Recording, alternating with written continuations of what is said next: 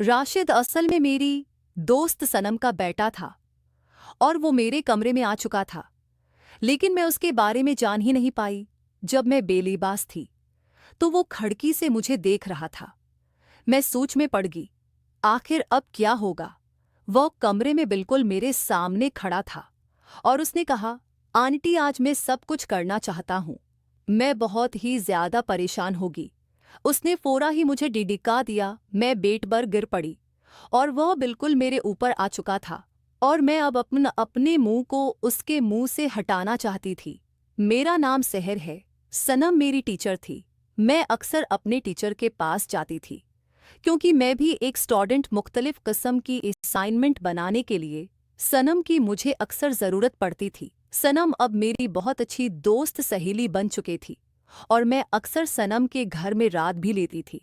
और मुझे कभी कभी ऐसा लगता था कि सनम का बेटा राशिद, जो कि मुझे कभी कभी देखता और कभी वो आंखों जब बगैर मेरे जिस्म की तरफ देखता ही रहता था। शुरू शुरू में तो शक होने लगा। मैं से अक्सर नज़रें छड़ाती थी और मैंने इस बारे में सनम को भी कभी कुछ नहीं बताया। कभी कभी मैं के कमरे में अकेली होती तो राशिद मेरे पास आकर बैठ जाता और मजाक परी कोई बात भी कर देता। और आज का दिन मेरे लिए खास दिन होने जा रहा था। मैंने कभी सोचा भी नहीं था कि एक ऐसा लम्हा मेरी जिंदगी बदल देगा। राश, जो कि सनम का बेटा होने के साथ बहुत ज्यादा फनी और अकलौता बेटा था। उसके पास बहुत सारे पैसे होते थे और अक्सर वो मुख्तलिफ किस्म की चीज़ें अपने पास रखता था और उसी तरह वो मेरे घर में भी आ जाता था।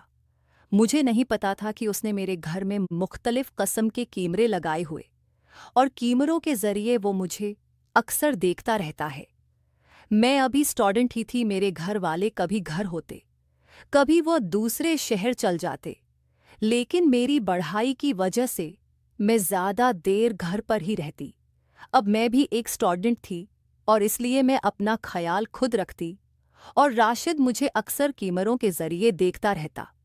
कभी सोचा ही नहीं था कि आज जैसे ही मैंने अपने दोस्त अन्नम को गाल की कि मुझे किताब चाहिए, तो जिस पर उसने कहा ठीक है, मैं राशिद के ज़रिए भी देती हूँ, तो मैं अब बहुत ही ज़्यादा खामोश थी। राशिद यहाँ आने वाला था।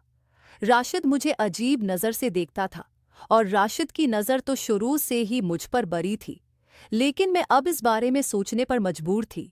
दूसरी तरह वसीम, जो कि मेरा मंगितर था और दोस्त वसीम के साथ आज मैं डेट पर जा रही थी, क्योंकि वसीम ने मुझे कहा कि तैयार हो जाओ, लेकिन उससे पहले मैं किताब मंगवाकर अपनी असाइनमेंट को कंप्लीट कर लेना चाहती थी।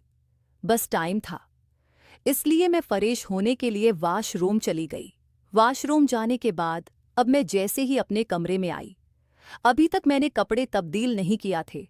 मैं दरवाज़ा बाहर वाला खोला छोड़ाई क्योंकि वसीम भी आने वाला था और मैंने सोचा कि इतने में तैयार हो जाऊंगी, क्योंकि बस उनको दरवाजे पर खड़ा रहना पसंद नहीं। इसलिए मैं परेशान होकर कमरे में आकर जैसे ही अपने आप को तैयार करने लगी थी, तो मैं क्या देखती हूँ कि दरवाजे पर राशिद खड़ा। और इस वक्त मैंने अभी कपड़े भी नहीं पहने थे। मैं कभी सोच भी नहीं सकती थी कि राशिद मुझे इस हालत में देख लेगा। राशिद की नज़र तो पहले ही बरी थी, लेकिन राशिद आज अपने आप पर कंट्रोल नहीं रख पाए और राशिद की आगे की तरफ बढ़ा। मैंने उससे मना किया कि तुम वही रखो और फोरा मैंने अपने कपड़े उठाने की कोशिश की, लेकिन राशिद मेरा हाथ पकड़ लिया। आज नहीं आंटी, मैं आपको बहुत पसंद करता हूँ। ये बात सुनकर मैंने कहा कि हटो, ऐसा मत करो। जिस पर उसने कहा, नहीं, अब जो कुछ भी है मैं अपने आप पर बर्दाश्त नहीं कर सकता, और उसने मुझे फौरन धिक्का दिया। धिक्का देने के बाद मैं जैसे ही बेड पर गिरी तो मैंने कहा कि फौरन हटो, मेरे मंगितर वसीम आने वाला और मैं अब ऐसा कुछ नहीं कर सकती। जिस पर मुझे फौरन राशिद ने कहा कि आप ऐसा कर सकती हैं, मैं यहाँ से नहीं जाऊँगा। आज आपको मेरी बात माननी पड़ेगी। अगर आप मेरी बात नहीं मानेगी तो बहुत बड़ा होगा। ये बात सुनकर मैं बहुत ज़्यादा परेशान होगा और मैंने कहा कि राशिद हटो। मैंने बड़ सारी तस्वीरें और वीडियो दिखाएं जो मेरे कमरे में कैमरे लगाने से उसने ली थी। उसने कहा कि मैं ये सब सोशल मीडिया पर डाल दूंगा।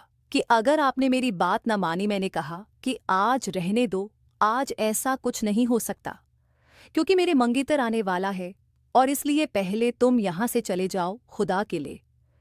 फिर जैसा तुम चाहोगे बिल्कुल वैसा ही होगा। मैं तुम्हारी हर बात मानूंगी, जैसे तुम कहोगे बिल्कुल वैसा ही करूंगे। लेकिन आज के दिन जहां से चले जाओ। ये बात सिंका। राशिद आखिरकार वहां से चलेगा। जब जाने लगा तो उसी वक्त वसीम भी आ गया। वसीम को पहले भी इस बात पर कोई शक था। वसीम जैसे कमरे में आया तो उसने बहुत ज्यादा गुस्सा किया। आखिर ये यहाँ क्यों आया था?